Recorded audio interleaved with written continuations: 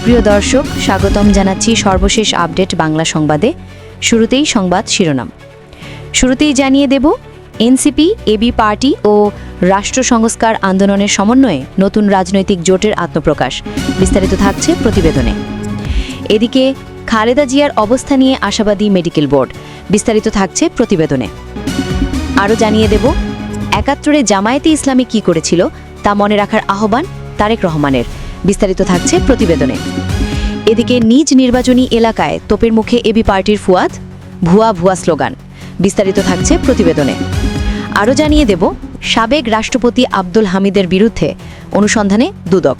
বিস্তারিত থাকছে প্রতিবেদনে। এবং সর্বশেষ জানিয়ে দেব, 15 ফেব্রুয়ারির মধ্যেই নির্বাচন প্রতিহত করার শক্তি নেই প্রেস সচিব।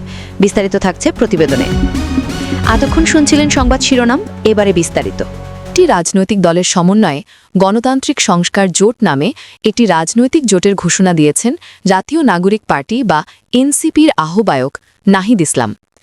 দল তিনটি হল এনসিপি, আমার বাংলাদেশ পার্টি বা এবি পার্টি এবং রাষ্ট্র সংস্কার আন্দোলন। জুলাই গণ অভ্যুত্থানের পর বাংলাদেশে পরিবর্তনের আকাঙ্ক্ষা বাস্তবায়নে এবং দেশকে পুরনো রাজনীতির পথে যেতে না দেওয়ার অঙ্গীকার নিয়ে এই জোটের ঘোষণা দেওয়া হয়। আজ রোববার বিকেলে ঢাকা রিপোর্টার্স ইউনিটির মিলনায়তনে এক জরুরি সংবাদ সম্মেলনে নাহিদ ইসলাম এ ঘোষণা দেন। এ সময় এবি পার্টির চেয়ারম্যান মুজিবুর রহমান মঞ্জু এবং রাষ্ট্র সংস্কার আন্দোলনের সভাপতি হাসনাত কায়ুম উপস্থিত ছিলেন। সংবাদ সম্মেলনে নাহিদ ইসলাম বলেন, ঘোষিত গণতান্ত্রিক সংস্কার জোট শুধু নির্বাচনী জোট নয়, বরং এটি একটি রাজনৈতিক জোট। এই জোট জাতীয় মর্যাদা এবং অর্থনৈতিক মুক্তির প্রশ্নকে সামনে রেখে ঐক্যবদ্ধ হয়েছে। এই জোট আগামী জাতীয় সংসদ নির্বাচনে নেবে এবং অর্থনৈতিক মুক্তির যাত্রাকে অব্যাহত রাখার জন্য কাজ করবে। জিয়ার অবস্থা নিয়ে আশাবাদী মেডিকেল বোর্ড।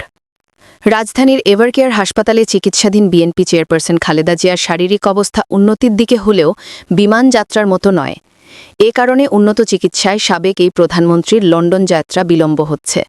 খালেদা জিয়ার চিকিৎসায় গঠিত মেডিকেল বোর্ড সিদ্ধান্ত নিলে তাকে লন্ডনে নেওয়া হবে, আর যখন বিএনপি চাইবে তখন কাতার সরকার এয়ার অ্যাম্বুলেন্সের ব্যবস্থা করবে বলে জানা গেছে। মেডিকেল বোর্ডের একজন চিকিৎসক গতকাল শনিবার সন্ধ্যায় জানিয়েছেন, বিএনপি চেয়ারপারসনের অবস্থা আগের চেয়ে কিছুটা উন্নতির দিকে, তবে তা ট্রাভেল করার মতো নয়। শারীরিকভাবে সেই সক্ষমতা কবে হবে এখনই বলা যাচ্ছে না, তবে মেডিকেল বোর্ড আশাবাদী উনি উন্নত চিকিৎসায় বিদেশ যেতে পারবেন। ঘুমের ওষুধ দেওয়া হয় প্রতিদিন, মাঝে মধ্যে কথা বলার চেষ্টা করেন। সিসিইউতে থাকা রোগীর প্রতিদিনই কিছু না কিছু টেস্ট করা হয়, এটা রুটিন ওয়ার্ক। গত শুক্রবারও এন্ডোস্কোপি করা হয়েছে, প্যারামিটারগুলো কিছুটা ওপরে উঠছে। তিনি বলেন, ম্যাডামের পুত্রবধূ ডাক্তার জুবায়দার রহমান দিনে 2 বার করে হাসপাতালে আসছেন। তিনিও মেডিকেল বোর্ডের সঙ্গে সমন্বয় করে কাজ করছেন। খালেদা জিয়ার ছোট ভাই শামীম ইস্কান্দার গতকাল শনিবার সন্ধ্যায় বলেন, আমি সার্বক্ষণিক হাসপাতালে আছি। তিনি সিসিইউতে আছেন মোটামুটি। চেয়ারপারসনের উপদেষ্টা ড এনামুল হক চৌধুরী গতকাল সন্ধ্যায় বলেন, মেডিকেল বোর্ড চূড়ান্ত সিদ্ধান্ত অর্থাৎ লন্ডনে নেওয়ার বিষয়ে সাই দিলে আমরা এয়ার অ্যাম্বুলেন্স চাইব।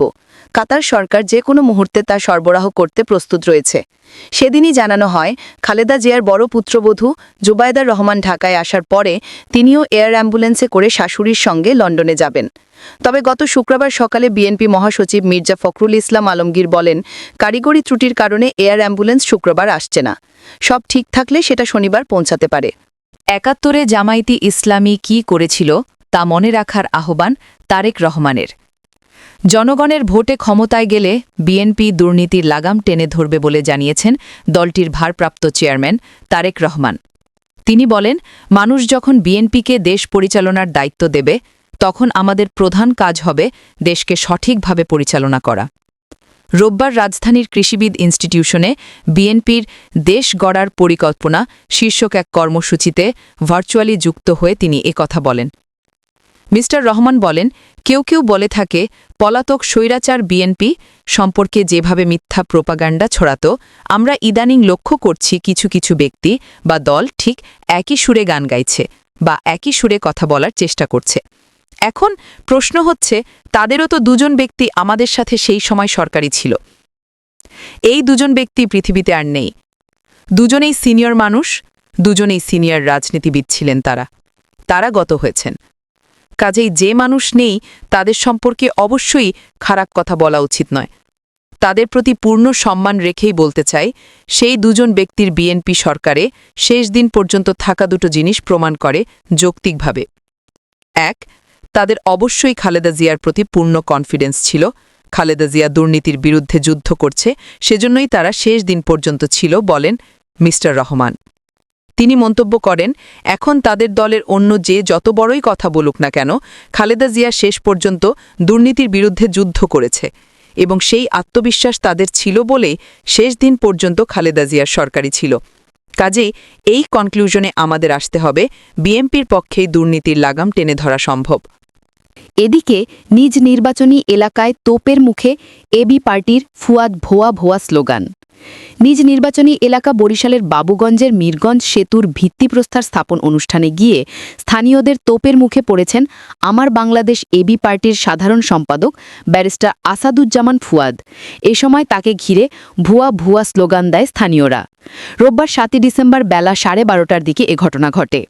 ঘটনার প্রত্যক্ষদর্শীরা জানান, বেলা 11:30টার দিকে আড়িয়াল খাঁ নদী তীরে ভিত্তিপ্রস্তর অনুষ্ঠানে সড়ক ও সেতু এবং জ্বালানি উপদেষ্টা মুহাম্মদ ফাউজুল কবির খান প্রধান অতিথি ছিলেন। এছাড়াও নৌপরিবহন উপদেষ্টা ব্রিগেডিয়ার জেনারেল অবসর ব্রিগেডিয়ার শখাবাত হোসেনও অনুষ্ঠানে উপস্থিত ছিলেন।